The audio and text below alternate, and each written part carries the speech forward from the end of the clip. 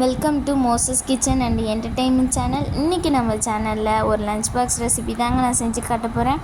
அப்படி என்ன lunch box recipe செஞ்சு காட்ட போகிறேன் அப்படின்னு கேட்குறீங்களா? வேறு ஒன்றும் இல்லைங்க, ரொம்ப சிம்பிளாக ரொம்ப ஹெல்த்தியாக டேஸ்டியாக இருக்கக்கூடிய மிளகு சாதம் தாங்க செஞ்சு காட்ட போகிறேன். மிளகு சாதம் நிறைய டிஃப்ரெண்ட்டான ஸ்டைலில் செய்யலாம். இன்றைக்கி நான் என்னோடய ஸ்டைலில் செஞ்சு காட்ட போகிறேன். இது ரொம்ப சிம்பிளாக சீக்கிரமாக செஞ்சு கொடுத்துடலாங்க. குழந்தைங்கள்லேருந்து பெரியவங்க வரை எல்லாருமே சாப்பிட்லாம், விரும்பியும் சாப்பிடுவாங்க. வாங்க எப்படி செய்யலான்னு பார்க்கலாம். அதுக்கு ஸ்டவ் ஆன் பண்ணி ஒரு கடாய் வச்சுட்டு, கடாய் சூடானதும் நான் கொஞ்சமாக எண்ணெய் விட்டுக்கிறேன். எண்ணெய் காஞ்சதும் ஒரு 2 ஸ்பூன் அளவுக்கு நான் மிளகு சேர்த்து நல்லா வறுத்துக்கிறேங்க. மிளகை கருக விட்டுறக்கூடாது, அடுப்பை லோ ஃப்ளேம்லேயே வச்சு நம்ம வறுக்கலாங்க. இப்போ இது கூட 2 காஞ்ச மிளகாய் சேர்த்து வறுத்துக்கலாம். உங்களுக்கு காரத்துக்கு ஏற்ற மாதிரி நீங்கள் மிளகாவும் சேர்த்துக்கோங்க. இது நெய்யில் கூட நீங்கள் வறுத்து எடுக்கலாம். இப்போ இது மாதிரி நல்லா வறுத்தெடுத்ததையும் ஒரு பிளேட்டுக்கு மாற்றிட்டேன். இப்போ அதே கடாயில் கொஞ்சமாக எண்ணெய் இருக்குது, அதில் நான் ஒரு 20 பல் பூண்டு தட்டி வச்சுருக்கேன். அதையும் இது கூட சேர்த்து நல்லா வறுத்துக்கலாம். இது கூட இப்போ நான் ஒரு கைப்பிடி அளவு கருவேப்பிலை சேர்த்துக்கிறேங்க. நீங்கள் அதே மாதிரி சேர்த்துக்கோங்க. இந்த மிளகு சாதத்துக்கு கருவேப்பிலை, பூண்டு, மிளகு இதெல்லாம் தாங்க ரொம்ப முக்கியமான பொருள். இது எதையுமே ஸ்கிப் பண்ணிடுவேன்னா. இந்த கருவேப்பிலை, பூண்டு நல்லா ஒரு கோல்டன் ப்ரௌன் வர வரையும் நம்ம நல்லா வறுக்கணும். இப்போ பார்த்திங்கன்னா நல்லா வறுத்துட்டேன். இப்போ இதையும் அதே பிளேட்டுக்கு மாற்றி நல்லா ஆறுனதுக்கப்புறம் மிக்ஸி ஜாரில் மாற்றி பொடி பண்ணி எடுத்துக்கலாங்க. இந்த பொடி தாங்க நம்ம மிளகு சாதத்துக்கு முக்கியமான ஒன்று. இப்போ அதே கடாயில் நான் இன்னும் கொஞ்சம் எண்ணெய் சேர்த்துக்கிறேன். நீங்கள் நெய் கூட சேர்த்துக்கலாம். இதுக்கு எண்ணெய் சேர்த்துட்டு இது கூட கடுகு, உளுத்தம்பருப்பு, கடலைப்பருப்பு எல்லாத்தையும் சேர்த்து நல்லா பொரிய விட்டுடலாங்க. பொரி விட்டதுக்கப்புறம் ஒரு 2 காஞ்ச மிளகாய் நான் கிள்ளி வச்சுருக்கேன், அதை இது கூட சேர்த்து நல்லா மிக்ஸ் பண்ணி விட்டுடலாம். இப்போ இது கூட ஒரு பெரிய வெங்காயம் நான் சின்ன சின்னதாக கட் பண்ணி வச்சுருக்கேன், அதையும் இது கூட சேர்த்து நல்லா வதக்கி விட்டுடலாம்.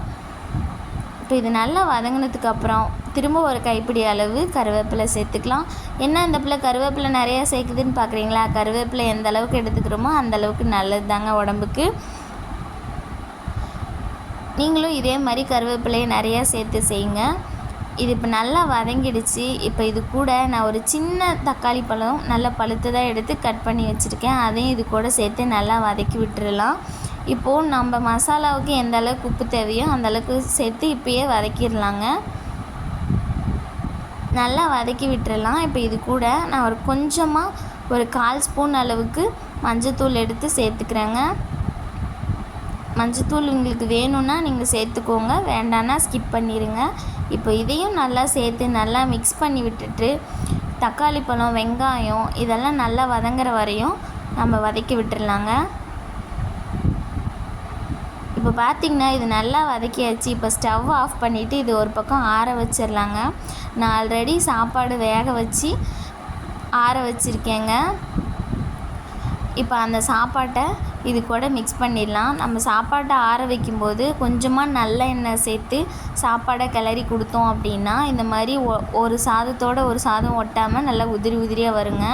இப்போ இதையும் நல்லா சேர்த்துட்டு நம்ம அரைச்சி வச்சு இல்லைங்களா, மிளகு, பூண்டு, கருவேப்பிலை, மிளகாய் இது எல்லாத்தையும் கொரகொரப்பாக அரைச்சி எடுத்திருக்கேன். இப்போ அதையும் இது கூட சேர்த்துக்கலாங்க.